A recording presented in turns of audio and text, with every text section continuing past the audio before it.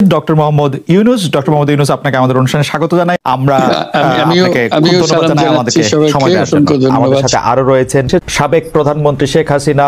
পরিস্থিতিতে বাংলাদেশের রাজনৈতিক মেরুকরণ, যারা ক্ষমতায় আছেন, যাদের অন্তর্বর্তীকালীন সরকার, তাদের সম্ভাবনা এবং ভবিষ্যৎ নিয়ে কথা বলার জন্য আজ আমাদের সঙ্গে রয়েছেন শেখ হাসিনা।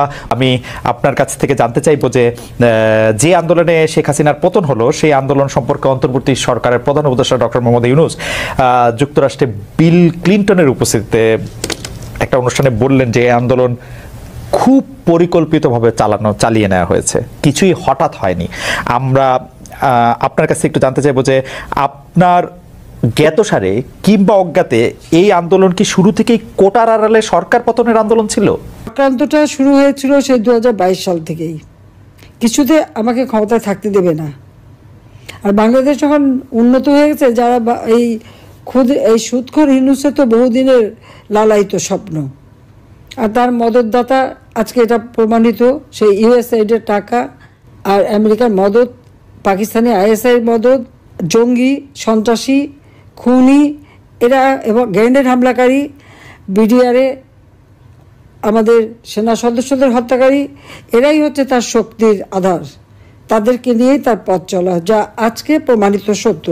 এবং আমি আরেকটি খবর আপনাদের দিতে চাই। দুর্নীতি দমন কমিশনে ইউনূসের বিরুদ্ধে কয়েকটি মামলা হয়েছে। আর শ্রমিকদের অর্থ আত্মসাতের জন্য শ্রমিকদের করা মামলায় শ্রমিক আদালতে ইউনূস কিন্তু সাজাপ্রাপ্ত আসামি।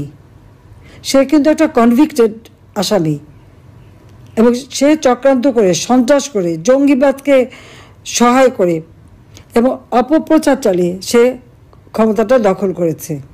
ক্ষমতা দখল করার সাথে সাথে কী করেছে, সে তার আগে থেকেও প্রচেষ্টা ছিল। ইউনূস সেন্টার নামে একটা জায়গা, আপনারা জানেন, গ্রামীণ ব্যাংকের একটা সম্পত্তি 11,000 স্কোয়ার ফিট বিনা পয়সা নিয়ে সেখানে তার ইউনূস সেন্টার, এবং এটা হচ্ছে একেবারে যত রকমের চক্রান্তের জায়গা। ইউনূস ক্ষমতায় যেয়ে কিন্তু নিজে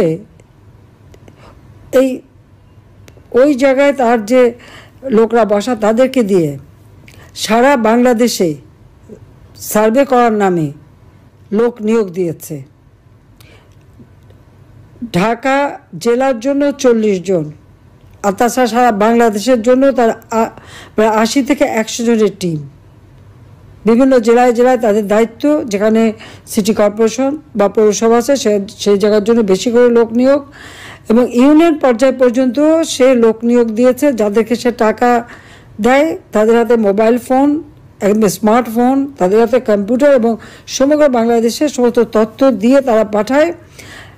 এই যে তথ্যগুলি সে সংগ্রহ করে যাচ্ছে, সেটা হচ্ছে আওয়ামী লীগের নেতারা কে বেশি জনপ্রিয়, অতীতে কে জনপ্রিয় ছিল, বা এমপি ছিল, বা চেয়ারম্যান ছিল, বা কি ছিল, বা ভবিষ্যতে কে হবে, আর বর্তমানেও কে আছে। এই সমস্ত তথ্যগুলি সংগ্রহ করা, বিত্তশালী সম্প্রদায় কাকে সমর্থন দেয়, আওয়ামী লীগকে দেয় না কাকে দেয়, তাদের তথ্য সংগ্রহ করা, এবং আওয়ামী লীগ, বিএনপি, জাতীয় পার্টি, জামাত কার কোথায় কী অবস্থা, ভোটের কী অবস্থা, এই সমস্ত তথ্য সংগ্রহ করার জন্য তার কিন্তু এজেন্ট নিয়োগ করা আছে। এছাড়া সে যে বিশাল গুন্ডা বাহিনী পালে, 1000 মোটরসাইকেল তাদেরকে দেওয়া হয়েছে, এবং তাদের হাতে স্মার্টফোন, এবং কয়েকটা মাদ্রাসা, কিছু ইউনিভার্সিটি, 35টা কলেজ ইউনিভার্সিটির কিছু ছেলে মেয়েকে সে টাকা দিয়ে পেলে পুষে রাখে, এবং তাদেরকে দিয়েই যত অঘটনগুলি ঘটায়। এবং এটা যে তার একটা সেই মানে সূক্ষ্ম পরিকল্পনার ফসল, সেটা সে নিজেই বলে ফেলেছে বিল ক্লিন্টনের অনুষ্ঠানে।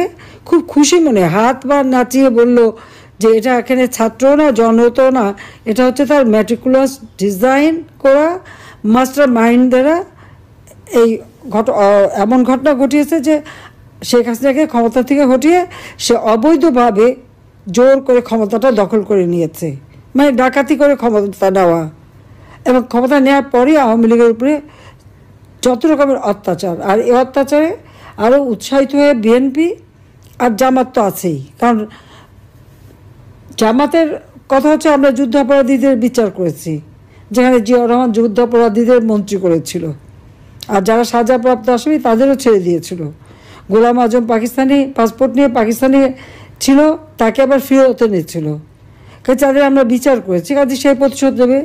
আর জাতির পিতা বঙ্গবন্ধু শেখ মুজিবুর রহমানের হত্যাকারীদেরকে জিয়াউর রহমান ইন্ডেমনিটি দিয়েছিল, দায় মুক্তি, তাদেরও বিচার করেছি।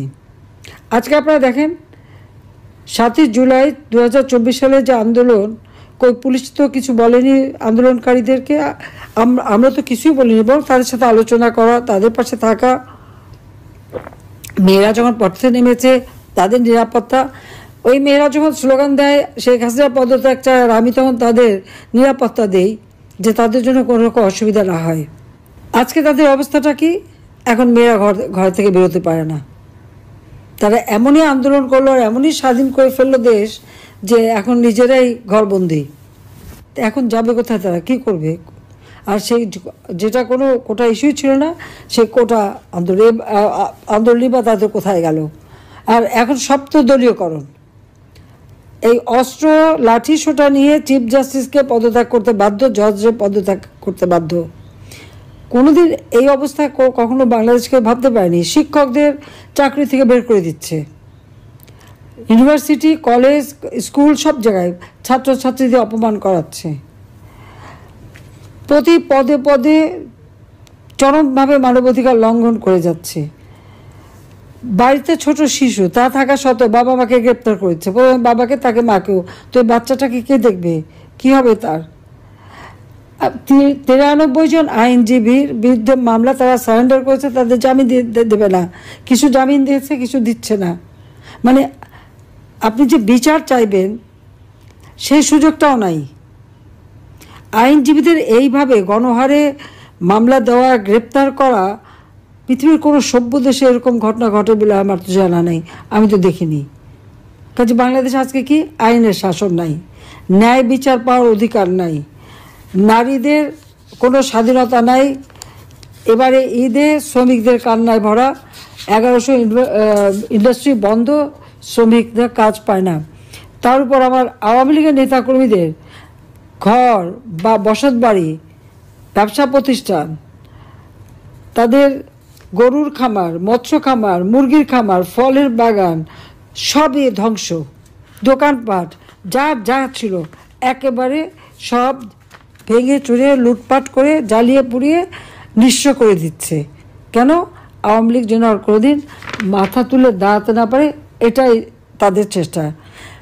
হাজার হাজার ছাত্রছাত্রীরা আজকে লেখাপড়া করতে পারে না, ডিগ্রি কেড়ে নেয়, তাদেরকে পড়াশোনা করতে দেবে না।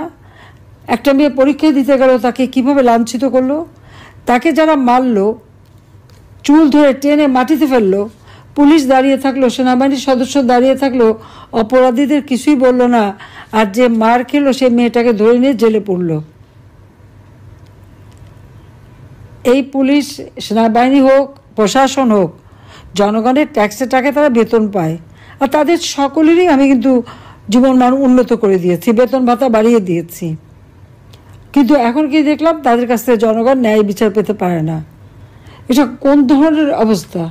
একটা ইউনিয়ন পর্যন্ত এজেন্ট লাগিয়ে দিয়ে হাজার হাজার টাকা কোটি টাকা খরচ করে ইউনুস এখন কীভাবে আওয়ামী লীগ, 14 দল, মুক্তিযোদ্ধা, তাদেরকে নিঃস্ব করে দেওয়া, তাদেরকে ধ্বংস করে দেওয়া, সেই চেষ্টাই করে যাচ্ছে। আর তার দোসর জঙ্গি, সন্ত্রাসী, খুনি, দুর্নীতিবাজ, অবৈধ অস্ত্রধারী এবং জেলখানা থেকে তাদের সবাইকে মুক্তি দিয়েছে। গ্রেনেড হামলাকারী থেকে শুরু করে কেউ বাদ নেই, মুক্তি দিয়ে জেল ভরে ফেলেছে আমার আওয়ামী লীগের নেতা কর্মী দিয়ে। সবচেয়ে বড় কথা, পিটিয়ে মানুষ হত্যা করা, এমনকি আইনজীবীকে পিটিয়ে হত্যা করলো, মাথা কোপানো, মানে বর্বরতা। পাকিস্তান আর্মি গুলি করে মানুষ মারত, আর এরা এমনই বর্বর যে পিটিয়ে হত্যা, এমনকি অন্তঃসত্ত্বা নারী পুলিশ কনস্টেবলকেও ছাড়েনি। আর আমাদের মেয়েদের উপরে ইফতার বন্টন করছে, তাকেও, তার উপরেও জুলুম, তাকেও মেরে পাতা ফাটিয়ে দিয়েছে এবং কয়েকটা সেলাই পড়েছে। তো এইভাবে অত্যাচার, নির্যাতন তারা চালিয়ে যাচ্ছে। আর মামলা দেওয়াতে তো আমার মনে হয়, আমি এই পর্যন্ত যত হিসাব, প্রায় 70,000 মামলা, আর এজাহারভুক্ত আর অজ্ঞাতনামা ধরলে প্রায় 4-5 লাখ হবে আসামি করে দিয়েছে। কারণ আমার বিরুদ্ধেই তো কতগুলি মামলা, 288টা মামলা, তারপর আর একটা দিয়েছে রাষ্ট্রদ্রোহী মামলা। আমি ইউনুসকে জিজ্ঞেস করি, রাষ্ট্রটা কার? আমার বাবা তার জীবনটা উৎসর্গ করেছে, আওয়ামী লীগের নেতাকর্মী তাদের জীবন উৎসর্গ করে এই দেশ স্বাধীন করেছে। আমি জনগণের নির্বাচিত প্রতিনিধি, জনগণ আমাকে ভোট দিয়েছে, পার্লামেন্ট পার্টিতে আমি ভোট পেয়েছি, সমর্থন পেয়ে সরকার গঠন করেছি। সংবিধান মোতাবেক আমার প্রধানমন্ত্রিত্ব হচ্ছে বৈধ সাংবিধানিক। আর ইউনূস এই জঙ্গি সন্ত্রাসী তাদেরকে নিয়ে সূক্ষ্ম পরিকল্পনা করে সন্ত্রাস করে সে ক্ষমতা দখল করেছে। তার কোনো জনগণের ম্যান্ডেট নাই, সাংবিধানিক ভিত্তি নাই, আইনগত ভিত্তি নাই। আর সে দেয় আমার বিরুদ্ধে রাষ্ট্রদ্রোহী মামলা, যে রাষ্ট্রদ্রোহী কাজ করেছে সংবিধানের 7 খ অনুযায়ী, সেই হচ্ছে সবচেয়ে বড় অপরাধী, যে এইভাবে ক্ষমতা দখল করলে তার শাস্তি হবে, এবং ইনশাল্লাহ শাস্তি দেবো, এতে কোনো সন্দেহ নেই। আজকে সমস্ত অর্থনীতিকে ধ্বংস করে দিয়েছে, প্রবৃদ্ধি কমে গেছে, মাথাপিছু আয় কমে গেছে, মানুষের কোনো দিনমজুররাও আজকে কাজ পায় না। আর ধর্ষণ, শিশু নারী ধর্ষণ, বাংলাদেশ জন্য এখন ধর্ষণের স্বর্গরাজ্য, কিন্তু কেউ সংবাদ পরিবেশন করতে পারবে না, কোনো সংবাদ দিতে পারবে না, কোনো নিউজ দিতে পারবে না।